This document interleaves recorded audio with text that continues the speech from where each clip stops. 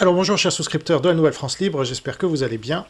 Aujourd'hui, une fois de plus, on va monter en compétence, puisque là je vois avec tous les événements qui se passent, ça met d'autant plus en exergue le fait que il y a beaucoup de commentateurs, mais il n'y a pas beaucoup de gens qui veulent et qui peuvent vous faire monter en compétence. Donc commenter, c'est facile, tout le monde peut le faire, c'est vraiment pas compliqué, surtout si c'est pour confirmer un biais de confirmation que vous avez au début, idéologique, voilà, alors vous confirmez tout ce qui va dans votre sens. Et donc, par exemple, les identitaires, qui sont un peu orphelins à cause de reconquêtes qui explosent ou qui implosent, eh bien, foncent droit dans le piège tendu par le Rassemblement national, qui est pro-russe, ultra pro-russe, puisque là, Golitsyn avait raison une fois de plus, et donc on voit, j'aurai l'occasion d'y revenir, parce que c'est une fois de plus une confirmation de ce qu'il a dit déjà il y a 40 ans, et que personne n'a voulu écouter, mais on a une recomposition en France, comme il y a eu aux États-Unis, un peu partout en Occident, avec à droite les pro-russes, et à gauche les pro-parti communiste chinois, de manière encore plus claire qu'avant.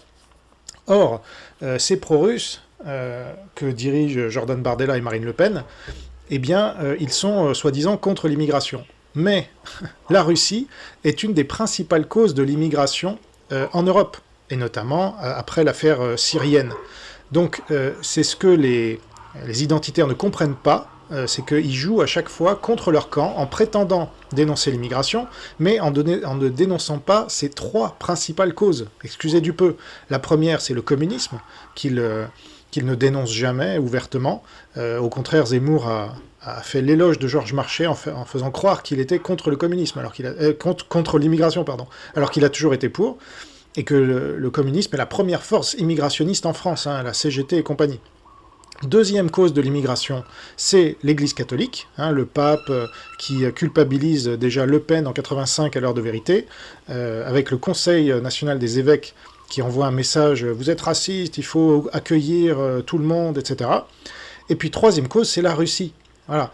Et je dirais même les russo-chinois. Mais plus précisément la Russie, et c'est ce qu'on va voir aujourd'hui. Là, je vais vous faire monter en compétence, une fois de plus, chers amis souscripteurs qui me soutenaient.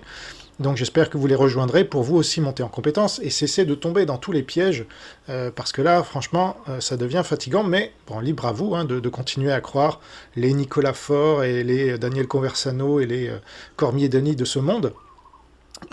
Et donc qui vous encourage aujourd'hui, sans blague, à voter Front National, ou Rassemblement National, c'est-à-dire pour l'immigration, en fait.